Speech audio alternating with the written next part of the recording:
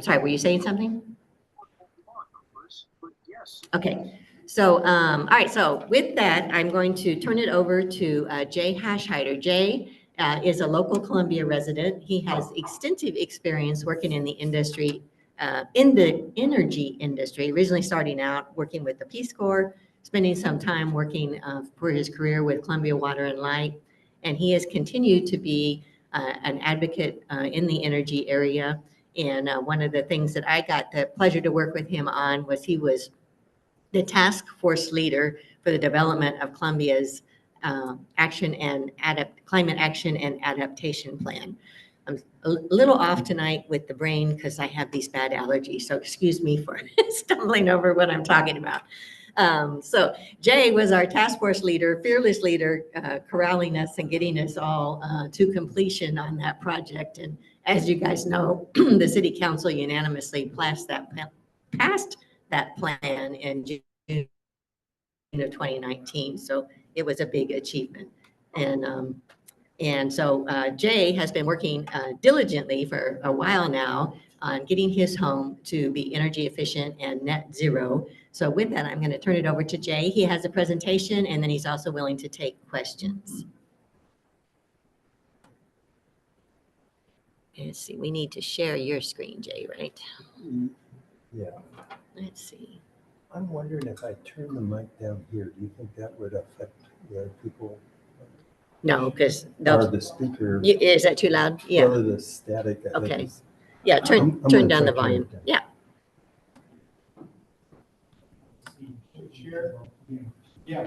And I can talk loud enough that everybody can hear me, I hope. Well, that's what I was. I think if you're standing here, they're going to be able to hear you. So. And if you prefer to hear the static. Yeah, I don't know why we're getting that static tonight. That's new. It hasn't been there before. All right, there we go. All right, thank you. What I'm going to do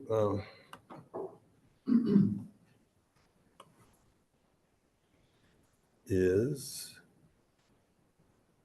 start the slideshow from there. Okay. Hopefully everybody at home can see the screen and can hear me. And if not, I'm not sure if there's any way to get feedback from them. Well, they can unmute themselves and talk to you. Okay, all right. Very good. Well, thank you for your introduction. I kind of wanted to introduce myself as well, just to say that besides the Peace Corps, I've worked in energy field for a long time with the DNR Division of Energy, and then also with the Columbia Water and Light, which I worked for, I guess, some 30-some years with their residential energy efficiency and commercial energy efficiency, and then eventually we got into renewable energy. So it was sort of like the dream job for me because it's something that I had always wanted to do. And then to get paid for it was just like super. And so I guess just got to the point that I felt that it was time to turn those things over and retire. That was approximately, well, it's in 2016. And basically, at the same time, my wife and I bought a house, approximately the same time. And the whole idea of turning an existing house into a net zero house was not only challenging, but it appealed to me in many ways. And so what I'm going to be doing tonight is essentially talking to you about my retirement project. And it's, even though I've had some success and I want to share that with you tonight, it's certainly not over. There's a lot more to do. Okay, so with that, I'm gonna see if I can get this.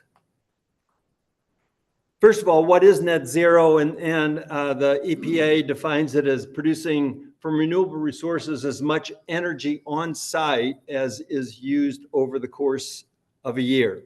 So you're obviously not producing solar energy at this time of night, but if you add up all of the energy that you do produce versus how much you consume, that you have a net positive.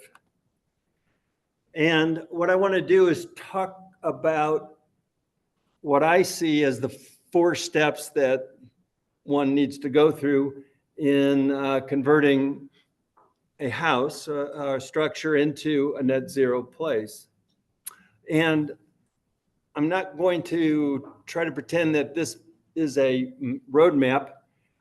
These are all the things that you need to do, but you don't need to do them in any particular order, except for the planning part. Would be good to do that first, get the baseline measurements, but everything else is sort of just whenever you can have an opportunity and you know what direction you're going, you can create successes along the way in getting there.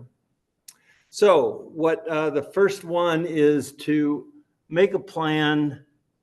And the most important part of that, if you ask me, is to make sure that you get a baseline so that you can use that baseline as the gauge for how effective you are doing. And I think it's more important psychologically than it is actually in a quantitative way, because there's so many different things that happen that you really need to feel that success in order to move on sometimes, because sometimes you just kind of get in a kind of rough spot with it and you kind of ready to give up. But having the baseline there, knowing that you had some successes last year or last month, gives you that feedback that I think is really important. Besides that, you obviously need to set a goal. Where are you going to shoot for? Are you going to shoot for a net zero, or are you going to just shoot to try to bring your emissions down? And then identify what are the priority projects that you want to tackle. And then along the way, be sure to keep alert for opportunities, because they can pop up, and then also be flexible. And so I want to talk a little more in depth about establishing a baseline.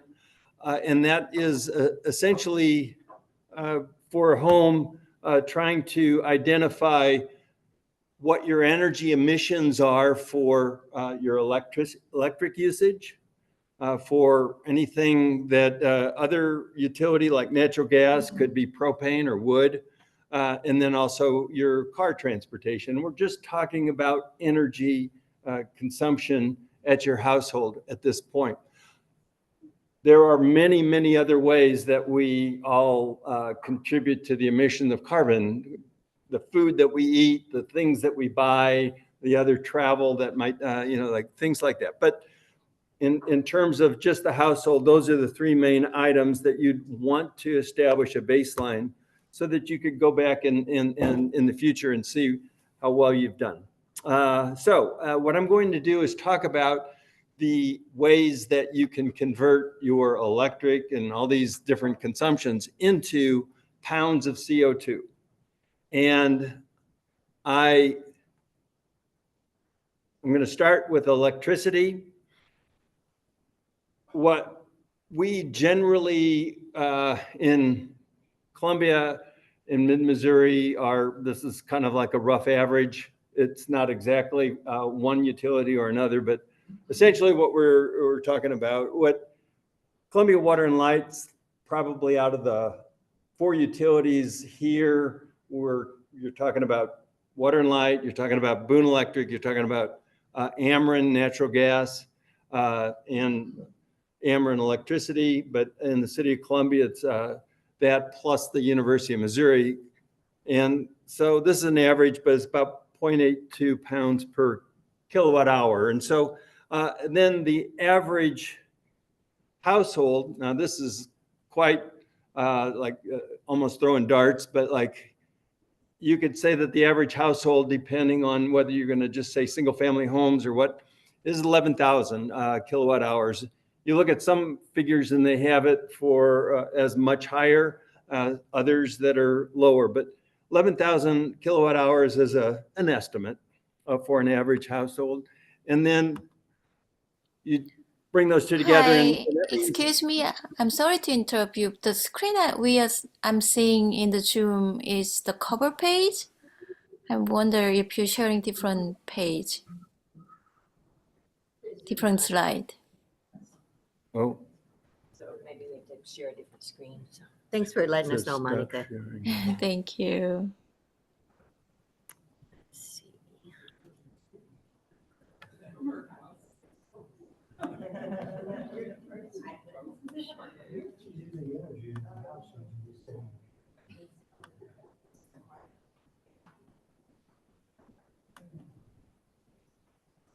We should be able to go into share mode, I would think.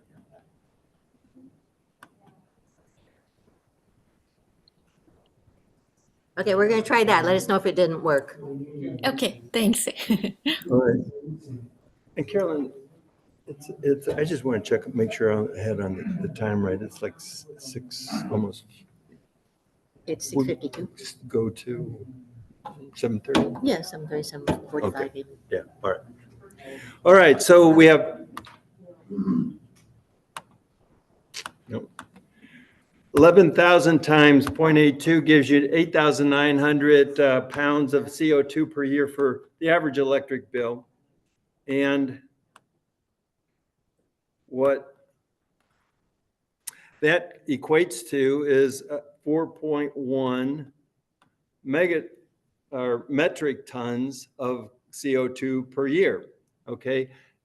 Our average, when you look at the climate action plan that Carolyn mentioned earlier, is that we were at that point somewhere around 20 tons per person per year in Colombia. And so this would be 4.1 for a household on average. I also want to point out that I'm so sorry to interrupt you again. I think you stopped sharing screen. I'm sorry. I feel bad to interrupt you. I wonder if that has to do when I change. Yeah, it's, I don't know if it's not picking up when we're in this mode. Let me see if I can get out of this screen without Yeah, stopping can you it. try playing? Playing. Where's the cursor? Where, oh, sorry. Come on, cursor, where are you? I am very sorry. No, it's okay. We want it to work because if you don't see it, it's not recording it either. So I don't know. Can't see where my cursor is. Yeah.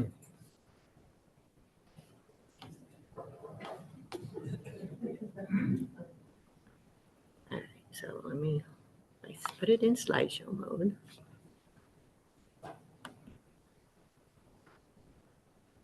And then we need to be able to share.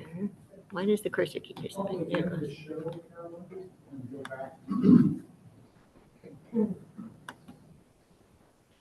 Share screen. There we go. That's it. Okay, I think I've got it. Maybe in the slideshow. I did. Yeah, it works. It works. It shows. All right. Okay, we're going to have a go at this again. Natural gas is the other utility we talked about or I mentioned. So we're talking about on like when you're using natural gas, you're buying it per CCF. That's 100 cubic feet, and that when it gets burned, it emits 12 pounds.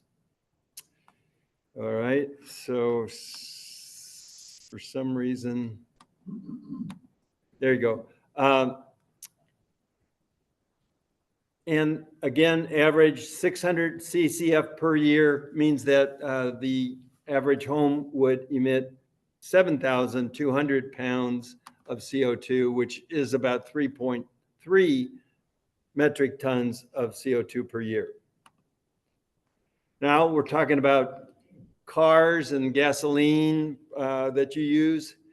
What, I really just am looking at websites at this point because I really don't have much familiarity with it. But 500 gallons is what they're saying per person for this area. And then you have 2 drivers per household. So you are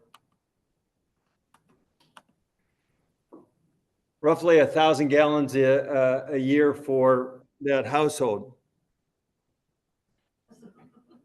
I should have had a second PC for. We're having another problem? No, I think somebody joined the meeting. Oh. Oh.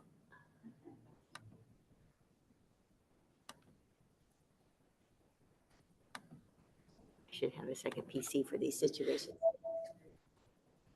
Yeah, I think that was another person. Oh, my goodness.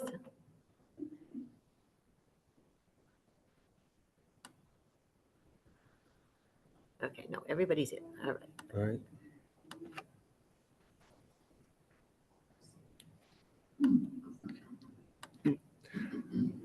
Thousand gallons we're at for consumption, and if you then apply the factor for it, I have to say this is kind of quirky. Apologize.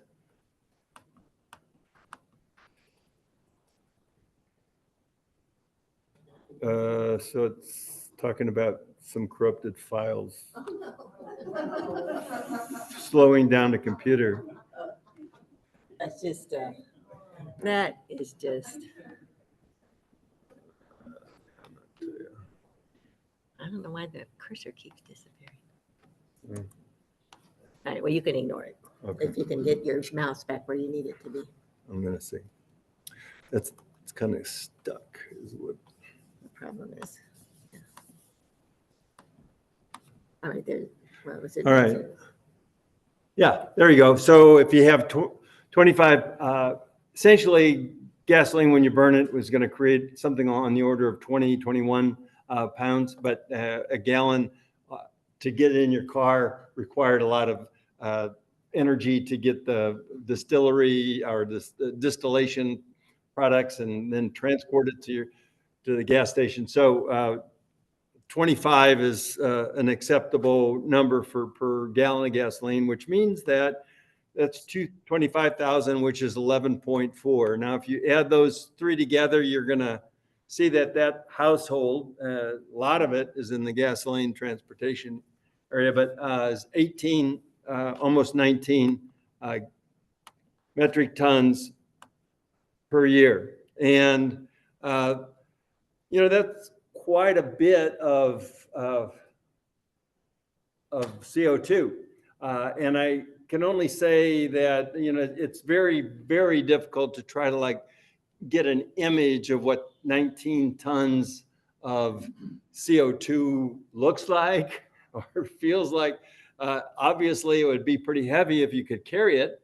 But, you're talking about something, if the CO2 that's in this room, 1 ton would be something like 14,000 rooms like this. It's just an incredible volume that you're talking about when you're adding the CO2 to the atmosphere.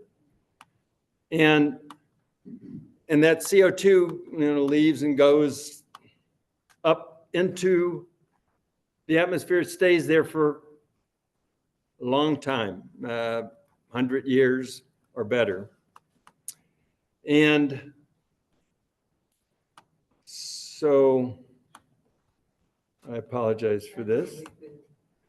And basically, so that's the idea of getting that baseline means looking at those three energy profiles, and then you can get that data. You can get it from your utility if it's an electric utility or gas utility. They have those in annual records. You can also read your meter, which I highly recommend. learn how to read your meter. There's so much information you can get from your meter. And then you can also you'll have to keep your own gasoline records for your car. You know, that is just sort of. But I want to talk about the elephant in the room, and that's kind of like on the post-election. You know, we're basically hanging on, I guess, some real dreamland to think that we're going to see much climate action going forward based on what has been said by the incoming president-elect. And not only that, but it's also like been like climate change is too big, it's too complicated, it's too expensive. And so there's just a lot of reasons why you even ask the question, why even try in this business? Especially when it just seems like success is so impossible. And this is sort of, before I start talking about my project, I just want to like say that like the satisfaction that you get by doing something, you know, like just doing something, especially if it's something positive, is very rewarding. And it's also very important because if you want to actually see climate action grow, it has been pretty well just I guess not proven, but like accepted that the best way to do it is to model that behavior and to make sure that other people know what you're doing and why you're doing it. So that is probably, you know, by doing your thing, your neighbors will start to pick up on that. Your friends will start to pick up. Your family will start to pick up. And it's impossible to really gauge the success there, but it does happen. And not only does it happen, it's the most effective way to make it happen. So last thing is that taking charge of your own energy usage is a very empowering thing. And that part I can attest to from my experience. So I want to talk about our project. My wife and I, as I mentioned, we purchased our house in 2014. And it's a ranch style house. It's got one floor with a basement. It's about 1,500 square feet on the first floor. I think it was built in 1950. And when we moved in, it was poorly insulated. It had 6 inches of fiberglass insulation, which I just do not like at all. And so it also had you can't see that, but it's no wall insulation. So there was nothing in the walls. And the windows were mostly single pane with storms. It had the normal gas furnace, gas water heater, gas stove. And the air conditioner was like 18 years old and about ready to crap out. So with our cars, my estimate is that we were in the 20 metric tons per year range. And so from that standpoint, the very first day, I mean, I knew with all the experience that I'd had working with energy audits for people's homes, that we needed a lot of work. And so the very first day, we moved in, we had the energy program that the Water and Light offers. It's Home Performance with Energy Star, and you pay up front for having a test done to see how your house is evaluated based on how leaky it is, and also they look at the insulation. And then once that test is done, then they will give you reimbursements for the things that you do to make it more efficient. And I kind of got ahead of myself, but I wanted to back up and talk about like the target energy users. Where is the energy going? This, you probably can't see that, but those big bars are essentially all appliances that create or deal with heat. And this is where kind of get hung up on this again. All right, so those you've got, the first one is the heating and air conditioning bars, and then the second one is the stove. Third one is the water heater, and the last one over on the right is the dryer. All of those relate to heating, and that is where most of the energy that you're using goes to. So in our quest to improve the thermal performance of this building, what we first had to do is remove all of the existing fiberglass insulation, and that was not a fun job. It is was not fun for a friend that was inside, nor me, because this was essentially a big vacuum cleaner that was dumping it into a big thing. And in order to pack it, I just had to push. And every time I pushed so I was wearing mask and all that, but it was still don't want to do it again.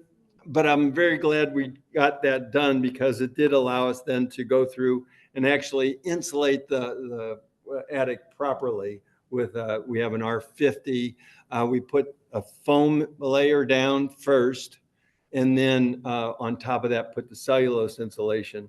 And it has done a very good job, if you ask me.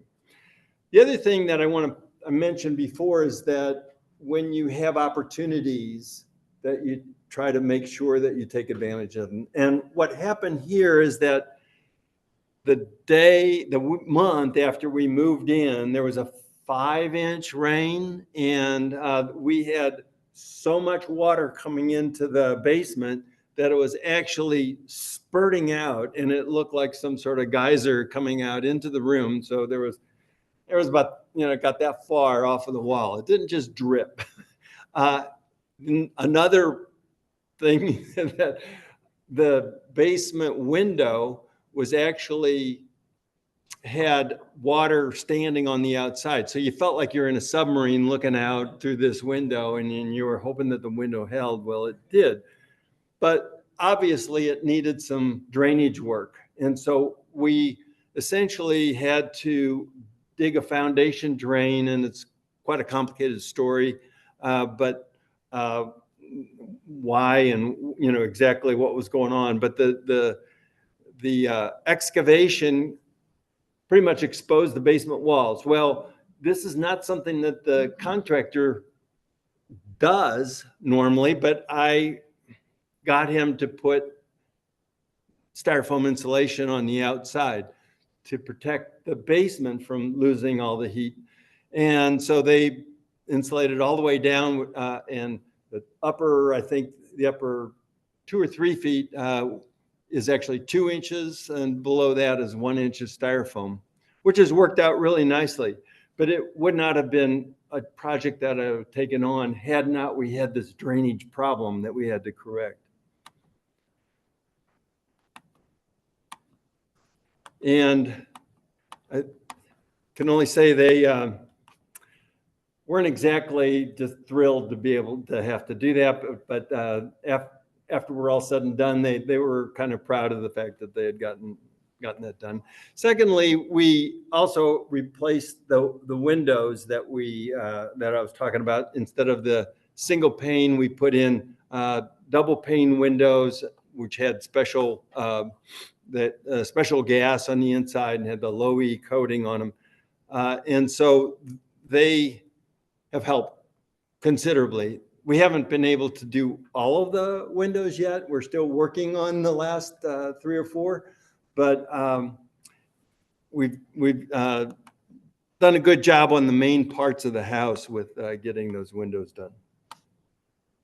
All right, so I think what happens is that this is supposed to possibly slowing down because of the Norton business.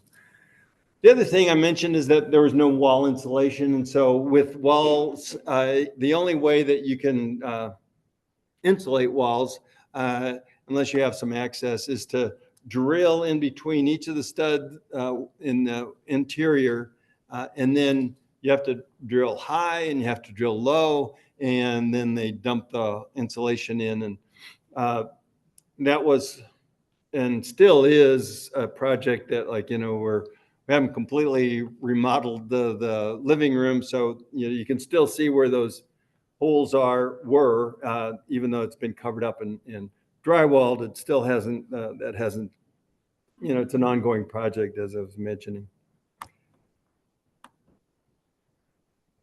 Okay, so those are the main elements. I could talk about weather stripping that, in almost every winter, I'm finding areas where cold air comes in. And so when it is really cold, that's the greatest time to be able to find those drafts and then make the correction for them, whether it's caulk or weather stripping or whatever. Still have some work to do on it. There's some doors that are extremely leaky, but you just get to it when you can.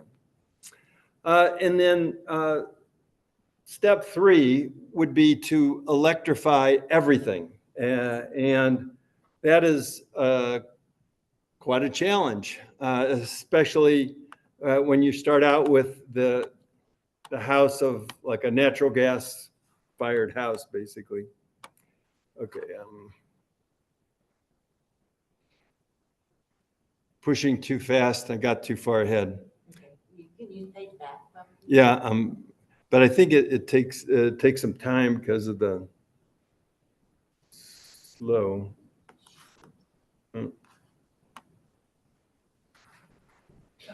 Well, what I think that we started out on this electrification business with the most simple procedure, which is to look at the things that the lawn tools that you have, and including the lawnmower or. You can talk. Yeah. So the first thing along those lines was that we purchased a lawnmower that runs off of electricity, battery electricity, and I just fell in love with it immediately because of the you don't have to store the gasoline.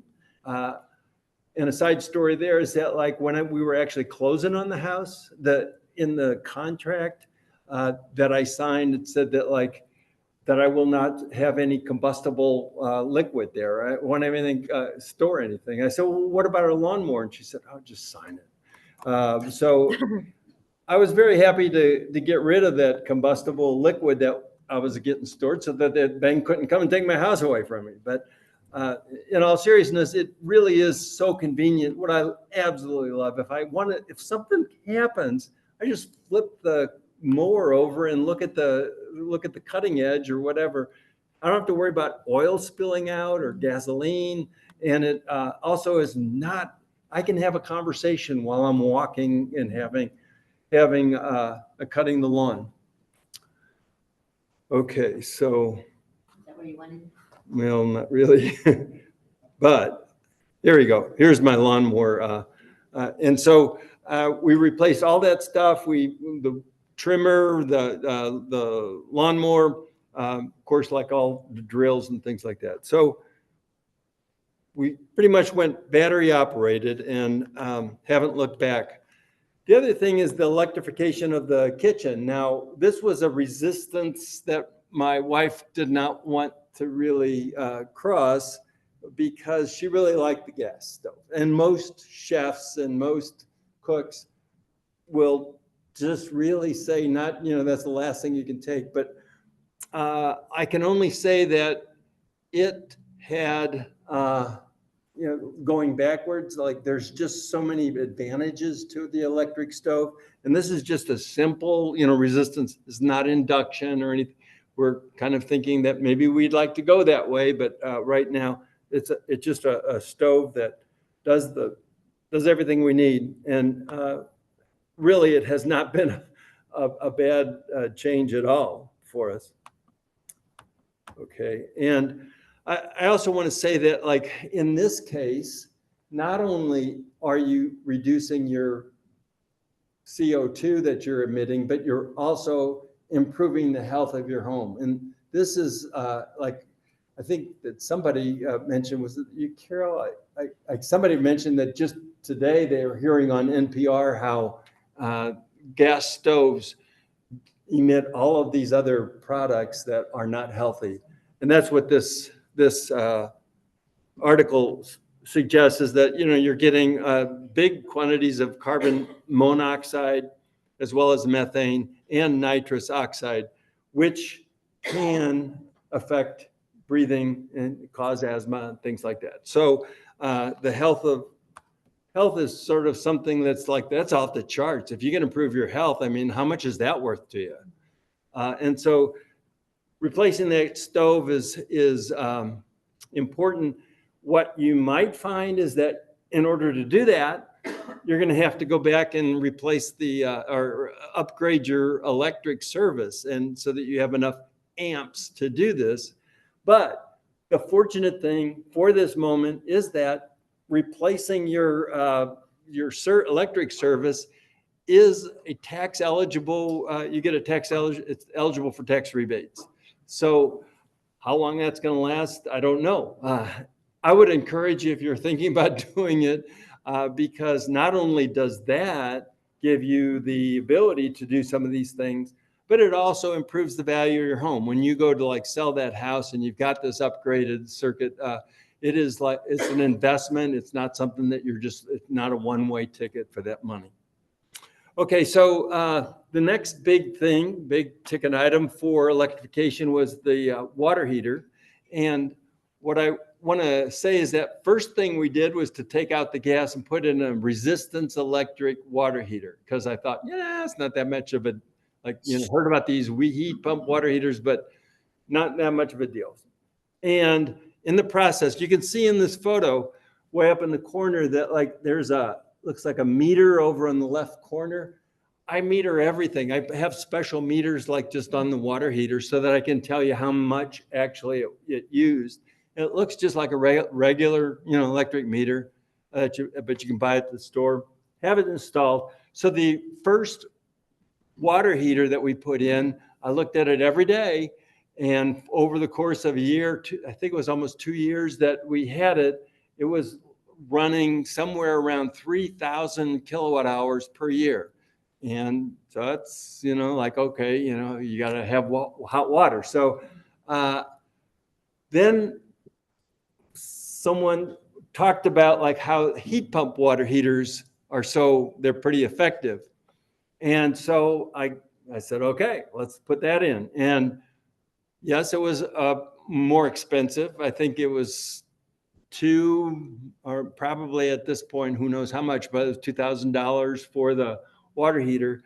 But the bills dropped so dramatically. I just am still astounded still today. So it went from 3,000 down to 800 kilowatt hours per year.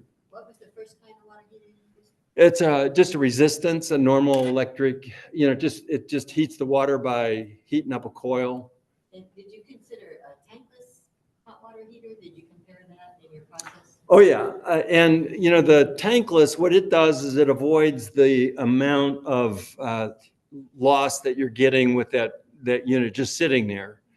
And I checked, we'd be going on vacation, and I would just check to see how much it was actually using. And out of I can't remember right off, but it was a pretty small margin. And then the other side of it is that if you want to have electric instant that'll be like a household, so that you can run a shower, you really have to go with a gigantic service, because it really uses a lot of electricity all at one time. The only ones that I know in any practicality are gas water, instant water heaters. So electricity wasn't an option in that regard. Yeah. And so a heat pump water heater, Yes. isn't it just taking the heat out of your house? So then your furnace has to make up for the heat that is going into your, or except in the summertime, it'd be good because you're taking the heat out of the house and putting it in the water. It's like, Wintertime, your furnace then has to make up for the heat you're taking out, right? you're exactly right. And so the kilowatt hours that I was saying goes to, it's difficult to really assess because in the summertime, when you took those kilowatt hours out of the house and put it in there, that was like free air conditioning. And so you're still using electricity, but like you just reduced your air conditioning bill. Now in the winter, it goes the opposite way and it takes the heat out of your house, puts it in the water. So one could look at it as more or less generally an exchange. And the other side of it is that if your room where the water heater is, I think it's supposed to be, there's a certain minimum size. I don't know, but like it really, as long as you're not having to, be in that room, it cools the basement off. That one section of the basement, it cools it off, but it's not intolerable. And I'll have to admit it. In the springtime is when you kind of really notice it because things start to get kind of cooler at that point in time. What I want to do is see if I can figure out a way to get air, like just some air, solar air panels to send some heat. Just dump some warmer air in there throughout the winter to see if that would actually work to help reduce that. But that's a very good point. You're exactly right. And I think that you should come up here and teach this next portion because I want to talk about heat pumps because it is complicated and hard to understand sometimes that essentially the core of it is that you are only moving heat. You're not transforming it from electricity into heat. You're just you're accepting the heat that's out in an ambient area, whether it's outside, whether it's in your basement or and then that heat gets moved. But then when you take away the heat, it cools that area that you're removing it from. Most of the time, we have ample heat in the air in our ambient. So, like if it's 30 degrees or even down to 20 degrees outside, a heat pump works just grand. Once it gets below 20, then things start to, then you start to have to add some other electricity that is resistance electricity, and that becomes more of an issue. I've tried to figure out the best way to explain it. And to me, it's like, this is really kind of maybe dumb, but you can see that creating this lift is a lot more difficult than just using wheels to move it. And essentially that's what a heat pump does. It uses the wheel of a compressor to help grab that heat and move it in. It never creates the heat, it just moves it. And so the third and the last piece of our electrification was to replace the furnace, which was a gas furnace that, 90% efficient.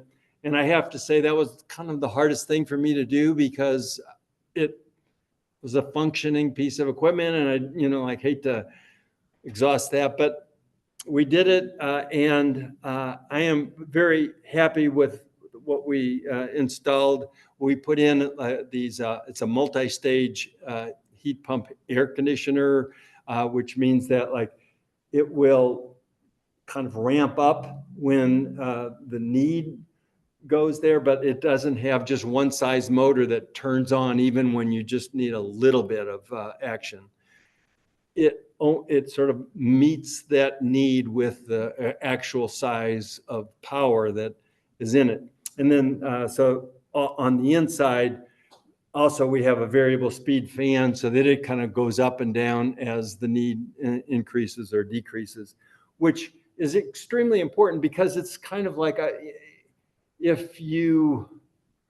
let's say that, like the air condition or the like motors, when they start up, they go through this cycle before they hit steady state that they can use a lot of electricity very non-efficiently. And so if you start and stop and start and stop and start and stop, that ends up being less efficient than if you can just kind of gradually move up and gradually move down.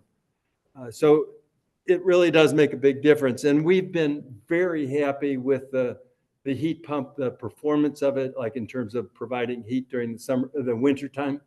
In the summer, it's fantastic, but in the winter, I mean, we wear, warm clothes, and we don't try to like set the thermostat, into like tropical zones or anything like that. So, we try to work with it, but it provides a very clean heat as opposed to the gas, which pulls in a lot of outdoor air in order to work.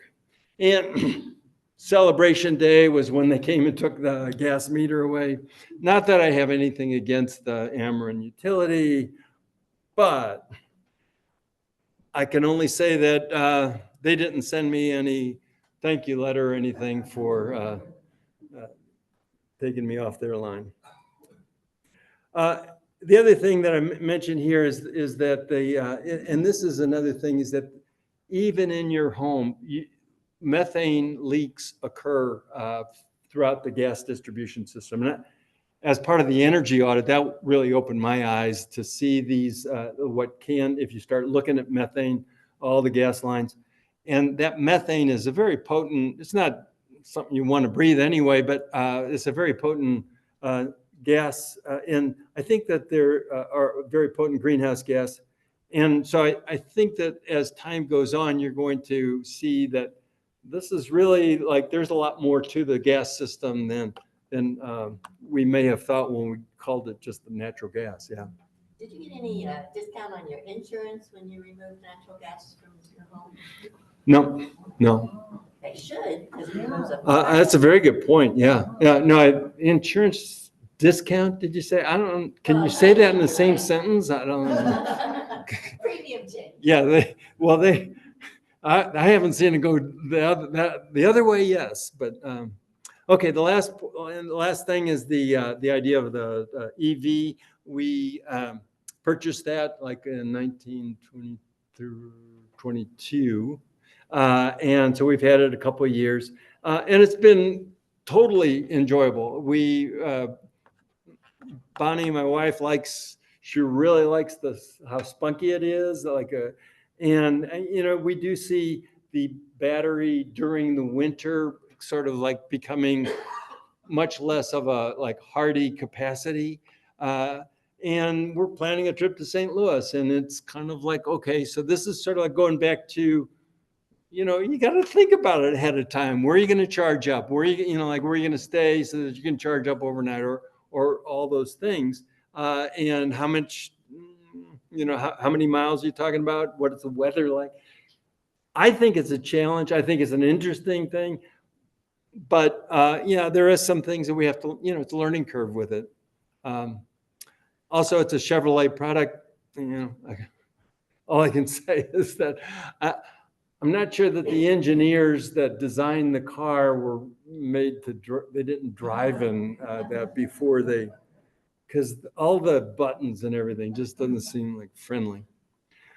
Okay, so there are other transportation options. I really want to point out the one that I'm really love is that I fell in love with is the electric bike. If you are of the like constitution that you can ride a bike, and it does require being able to maneuver in traffic and all that, but like the bike is so superb. I continually measure how many miles I get on the bike. And it's like 30 times more efficient than the EV in terms of kilowatt hours. But what I really find astounding is that if I translate that into gasoline and say, okay, how many miles am I getting per gallon of gasoline equivalent, right? It's like 2,000 to 3,000 miles, like per gallon. And I'm thinking, yeah, I could drive for a gallon of gasoline, I could drive to California. And it's like, okay, I haven't tried that trip yet, but I absolutely love that. And I think I put on something on the order of like, I average around 1,500 miles just around town. And so saving the amount of fuel and wear and tear on a car just to do that. Plus it's healthy. Plus you get to see things in the city as you drive around in a bike that you don't really see in a car. And I was going, oh yeah, I never noticed that before. So can't say enough about the electric bike. Okay, the last portion is to put in solar panels, and we didn't wait to the last to put these in, but this is what we've got today, and you don't actually see all of them. You don't, this I should say is on the rear side of the house, not on the front side, so you don't even see them at all there. But we started with the main, I don't know if you can see that, it's kind of the pergola looking thing that's in sort of in the center. And then we added some others later. I think I have some. So this is the first solar project. And that one created a space for us that we never would have used otherwise. It created this pergola. And so people say, how much did it cost? Well, yeah, it was kind of pricey, but like you got a lot of that discounted by the fact that like you were able to take a tax advantage out of it. And then underneath, you got to enjoy the space that it created. So it was if you ask me, a really good way to do it. The blue circle right here, that was another project. The two yellow ones was a separate project. And the last one was this purple one, which came after we got the EV car. And what that particular trellis is what we call it, our solar trellis. What it did was gives us some shading on that western side of the house. And I literally, took one of those guns and measured the temperature of the surface of the side of the house on a sunny day. This is before we put the trellis in. 150 degrees. I mean, it was just like, I was just astounded. And so this doesn't do, and it doesn't dramatically change it, but it harvests the sun, gives us some shade, and it also provides a little bit of protection between us and the visual barrier of our neighbor who just built a second floor, and we didn't want to like be feeling like we were looked on all the time. So it does a lot of things, it just kind of gives you that, again, other potential pieces. And then our annual net energy usage, the result of all that, you can see that we started out in terms of kilowatt hours back in 2014. And all I can say is that I read the meters every day, and especially the meter that says how much we're sending out to the electricity that day, to the utility, and how much is coming in. So that's the net, how much they're giving us. And every day I've been tracking this like from today to a year ago today, we have sent them 1,870 more than they have sent us. And so it's it's an addiction. If you, I have to confess. And if, there are some addictions that are a lot worse than that, that's for sure. So I kind of like keep on thinking, well, this is the last year I'm going to keep that going. But, and I just, I have to say, this is my book. I want to share. It's like, these are this is like, every day I take all this data and. Hold that in front of the camera so it's off. I don't, is there a just turn camera? it around to the PC and they'll be able to see. Okay. Yeah. It is a little crazy, but I enjoy it. And it gives me that, like I say, the positive feedback. All right. So do they send you a check every month? No, they won't send you a check, but you do carry a credit. And that's one of the advantages of Columbia Water and Light. Whereas most utilities will they'll give you like an avoided cost credit. But Columbia Water gives you a full credit at the end of the month so that you can apply it to the next month. And then if that's more than you need, then it'll go to the next month. And usually through the winter is when you use that up. But you don't really get that unless you have this full credit that I think Columbia's the only one in the state that offers that in that way. So I just want to point out, like, our heating consumption, and if you can see this very well, is the heating is still and AC is very high. The EV is like about 17% of our consumption. Where I was using, like, the house was consuming something on the order of, I'm estimating because of the gas and trying to make it equivalent, but something like 20,000 kilowatt hours a year. And so we have like the consumption of the house. How much does the house actually use, even if we didn't have any solar, would be more like 9,000 at this point in time. So that I'm very happy with that, but we're still not done. I mean, we still have these windows to do. We still have some caulking and weather stripping. We still have some other things. My big goal would be to, like, not, how do I want to say it? Like, to make our house be able to run without having any utility power coming to our house. And so anyway, I don't know if I'm going to live long enough to get there.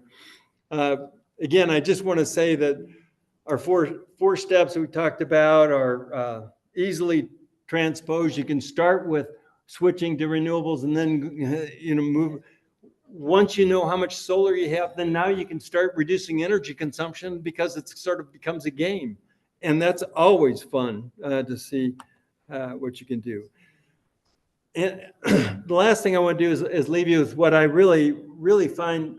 First of all, Catherine Hayhoe, if you're not aware, is just, she's a great communicator. She's a very intelligent atmospheric scientist. She knows the climate issues so well and world acclaimed.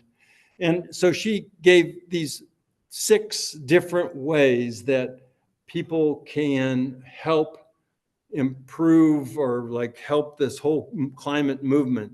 And the first one is to start a conversation about climate change, just with your friends, your relatives, so forth. Next one is to join a climate action group. And I think Sierra is great for that. But I'd love to see more like a climate group in Columbia become created. And then consider where you spend your money. There are businesses that like are trying to appeal from, all these different things that the way that you spend your money at work, at church, any other organization. Come up with some ideas that you can run by and see if people would take a hold of it. Hold politicians accountable at every level. And then finally, which is the one we've talked about tonight, is reduce your personal carbon footprint and make your actions contagious by talking about them, which is why I want to thank you for giving me the opportunity to talk about my climate project.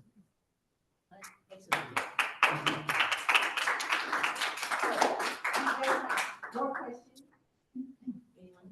Christine.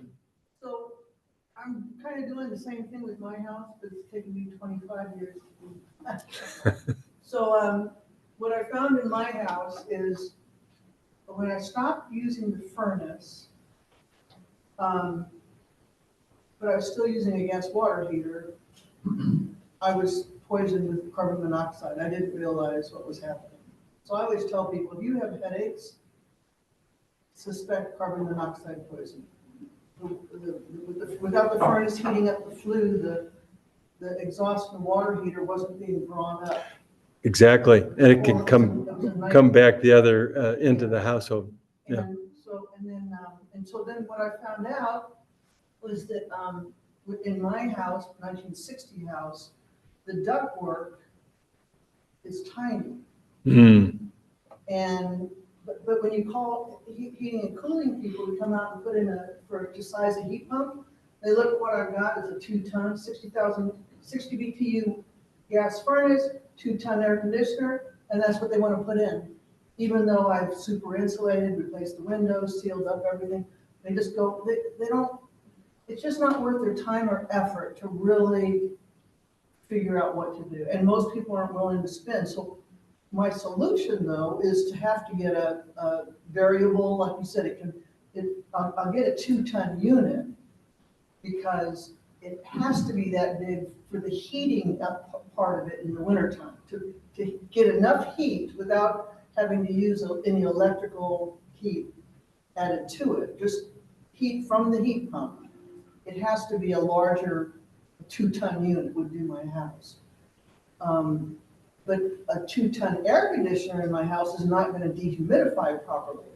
So I have to get that variable speed. Yeah, and that is It's tricky. It's what really you've tricky in really hit some HVAC buttons companies there. Don't have the, here's a little 1,000 square foot house or 1,200 square foot house. They don't want to take the time and effort to really look into, what you need and. I It's think, tricky. yeah, I'd be happy to share like the contractor I work with or, has put this in and, I could only hope that they would listen anyway. So, but those are very good points. First of all, the natural gas backing down your flue and creating not a good breathing situation can happen when you tighten your house, especially. And so that really then says to me that, oh, that's a really good one to target. But getting your house, getting it dry in the summertime so that you're not getting it dehumidified properly and then heating in the winter. Those are things. So, yeah. Dick. I put in heat pumps in, basically close to 2,000 foot square house at this point, the 2 floors. And I used air source heat pumps, which has 6 outlets in the house. So it does not require any ductwork. The house did have a furnace with ductwork before.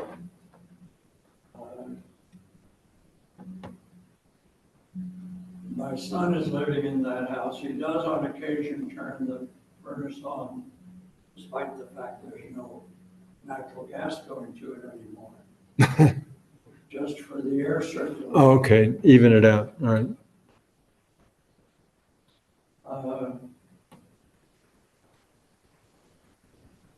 We ran into a problem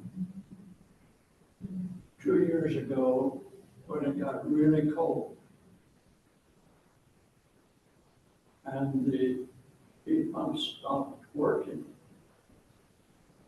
My estimate was that they cut off at about -6 degrees.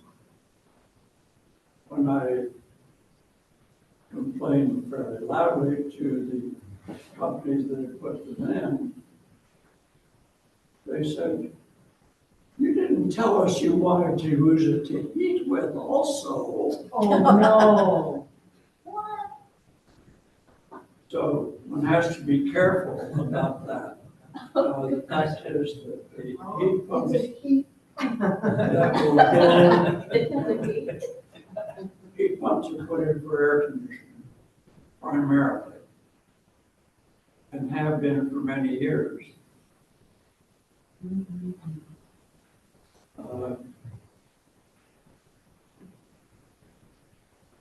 The heat pumps that will go to lower temperatures are more expensive, so they automatically put in the cheap ones. despite the fact that the company I was working with had put a heat pump into a house I built on the same property, 100 feet away from this house. And that's been working just fine since 2014. So they knew that I had, well, someone in the system knew.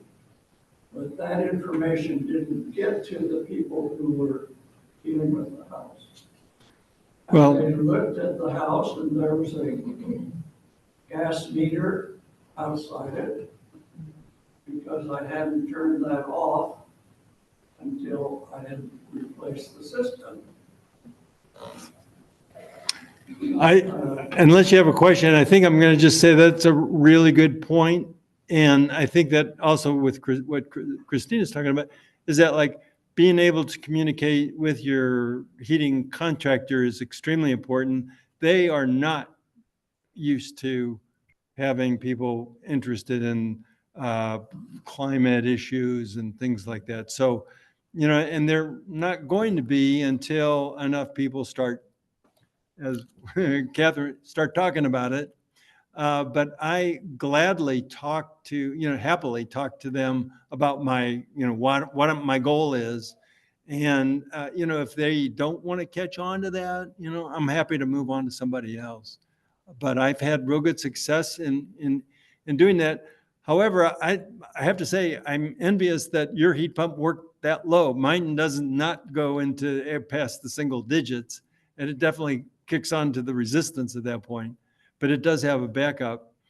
And so those mini splits that you're talking about, they're incredible machines, that's for sure. Yes. When you showed your energy consumption, you figured in the gasoline from automobiles that you drive two cars, you know, just fictitiously, you know, you just. No, it's a good point. In that 20,000 kilowatt hours, that was simply electricity and natural gas. So what would not driving a car, would that save more tons of CO2 into the atmosphere than anything else did?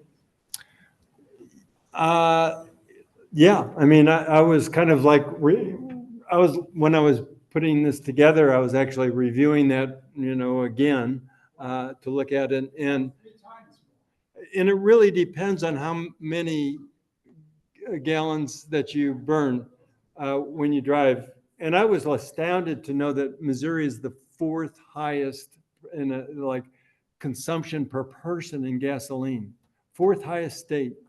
I mean, The take-home message is if you can drive less or get an electric car, that's just as influential, or actually more influential than anything else you can do to your house.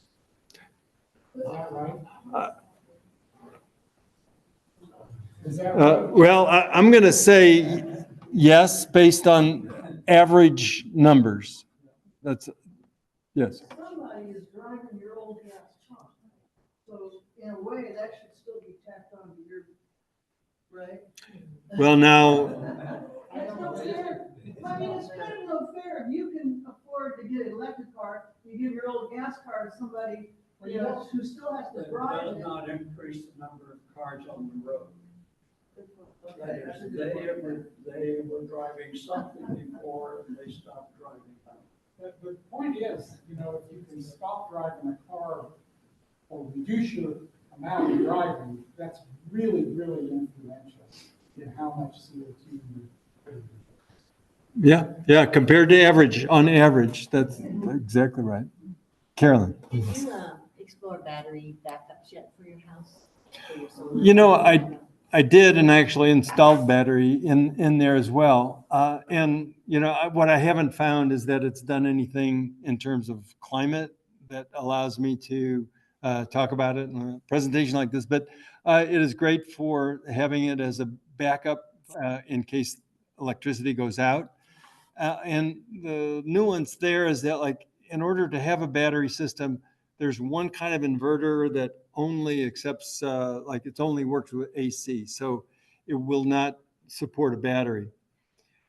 You can work around that, but what I had to do is after I bought the original inverter, I had to take that out and then put in a different inverter that what this one would do is to allow you to like feed from the battery to the house or vice versa.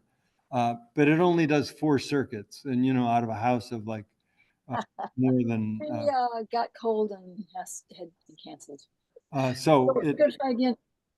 I don't know. Somehow I was feeling the cold and Anne was too, and we talked.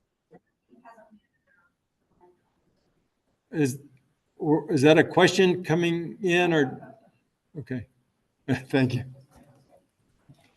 So the batteries, to me, have yet to prove their value.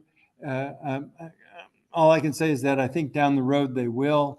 I'm still trying to understand how to manage the batteries. It's like, you know, I've had them for like almost 5 years now and still a work in progress. Well, you're ready for the future weather extreme disasters. Yes, when we have an outage, I'm very proud of the fact that like, but they usually last 10 minutes, you know, or something. And I'm like, oh, yeah, we do. Christine. With all your little notes in that book, have you figured out the resources in your solar panels? And how that figures into your savings? I mean, you know, you had to put energy into making those solar panels that you bought and installed. Right. So how does, I don't know, how am I saying? Okay, so what you're saying, the embedded energy in the panels, There you go. has that paid itself off? And all I can say is that I look at, you know, like see every once in a while, see some sort of article or something talks about that.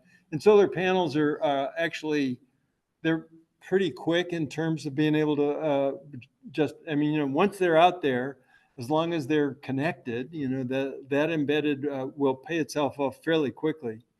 What I have heard is that EV cars, you really have to use them a lot but if you use them a lot, you can get that embedded energy saved within a matter of 3 to 4 or 5 years, I guess. We don't really use our electric, and we don't, that's one of the things about them is like, for some reason, they've seen that people buy electric cars and they don't put as many miles on them as they do with the gas. Now, I don't know why that would be the case, but that's the sort of, anyway, all I can say is I don't think that we have cleared that embedded emissions number on the EV. It'll probably be quite a while for us to do that. Yeah. So winter in Missouri or in our area here is not that sunny, I feel like. So how does that work with the solar in the winter if we have a lot of just kind of gray days? Well, I think I might actually have that if I can. She might not know about net metering. Yeah. Okay. So page up. All right. What I was going to show you is the graph of like my net meter production. And what it does is it goes down quite a bit in the winter.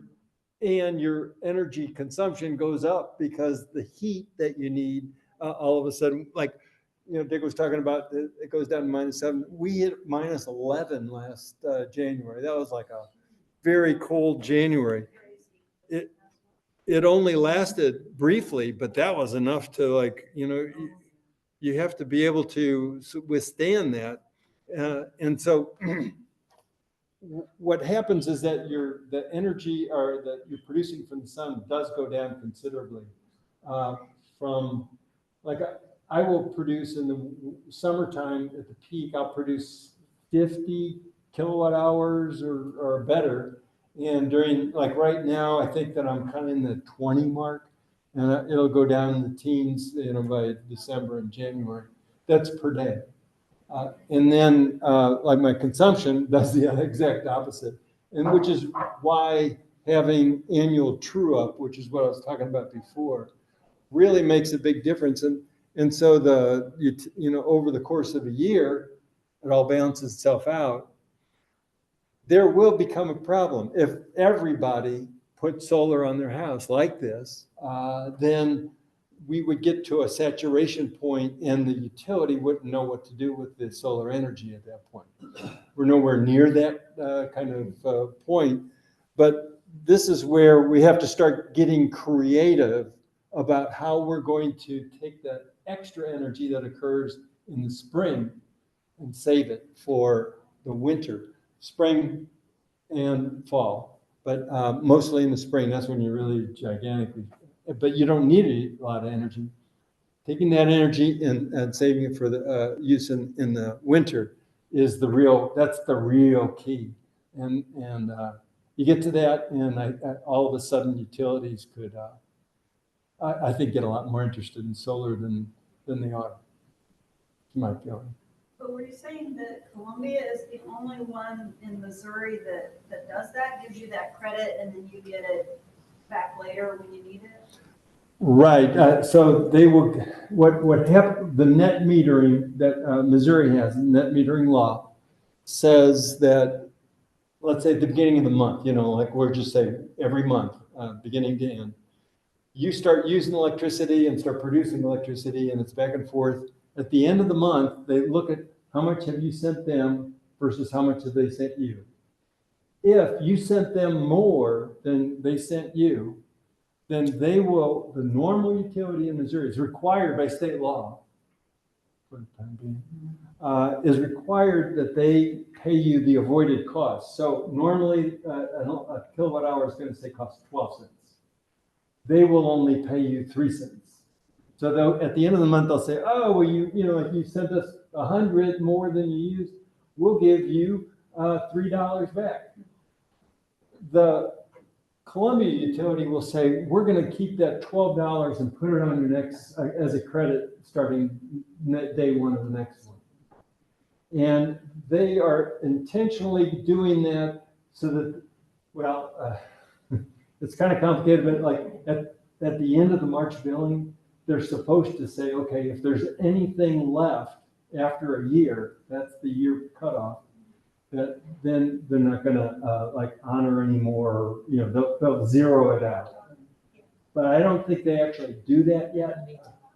But they I've never could. seen it happen. Yeah, they could. It just requires them to do a lot more computer work, and they don't want to do that.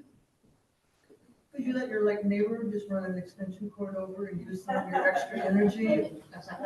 You absolutely could. You don't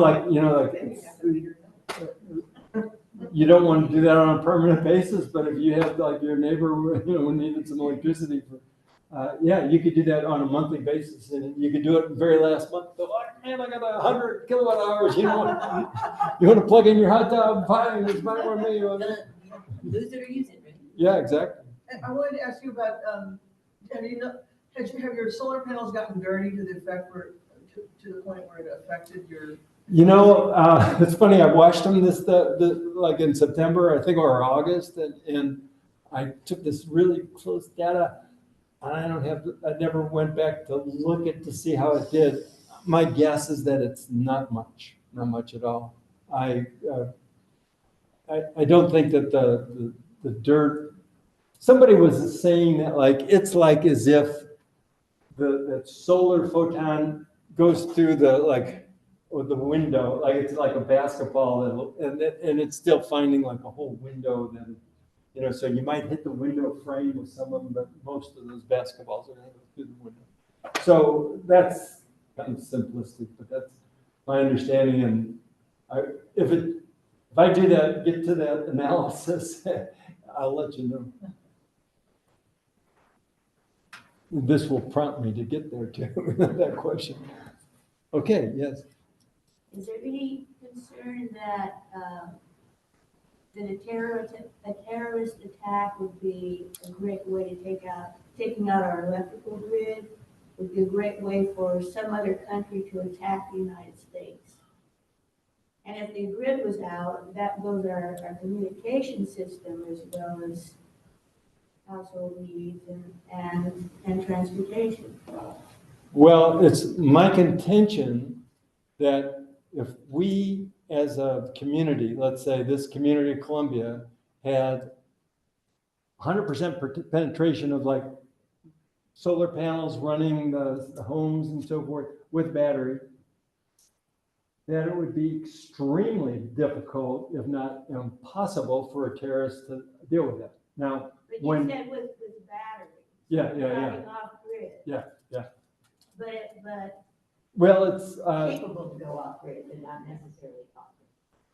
I mean, you can still be grid connected and be capable of going off grid because you have batteries, but you don't have to. how many people who put in solar actually have any battery backup? very few. However, it's still like to take out a power, I'm not a terrorist or like a military planner, but like if you had a power plant right here that was serving, like a huge swath of people, doing something to that power plant would eliminate that ability for those people to get electricity. And if, on the other hand, you had this distributed generation system, which is based on batteries, perhaps decentralized batteries, so that at substations, there were battery banks that the utility was able to support the voltage and so on. But like the generation came from all around. You don't have that ability as a terrorist to like target one particular place because there's thousands of them. And that is, to me, a much more reliable, much more resilient community than one that has this one power plant that like, all I have to do is get that and take it out. I want to, I really appreciate all the questions and conversation, and we don't have to vacate the room, but I do want to wrap it up and thank Jay for presenting. I took lots of notes. Oh, all right. And I do want to, I'll just talk into this too. I do want to also second what Jay said about heat pumps with the variable speeds, because we have one of those. You'd have to have the conversation with my contractor that said, okay, I'm not your normal customer. I care super amount about climate change, emissions, and energy efficiency, and having a very efficient heat pump. So, you need to start your conversation with your contractor to make sure they're aware that you don't want them just to quote the least cost thing, that you want them to consider the energy efficiency and the efficiency of whatever you're buying. So, And I think some contractors actually appreciate that. Yeah. That they wish that more customers did ask for that. Because I've noticed that with some of these guys, they're happy to come back and they always find it quirky or something, but they kind of enjoy it. yeah, it's different. It's different. All right, well, let me just close this out, and I want to thank everybody that's on our Zoom call as well for participating. If any of you are still there, oh, they all left us. But I want to thank everybody in the room, and we will, as I said, we have all those events coming up, so I hope you'll participate. I definitely hope we'll see everybody at the holiday party on December 7th, and Jay, you too. Thank you. I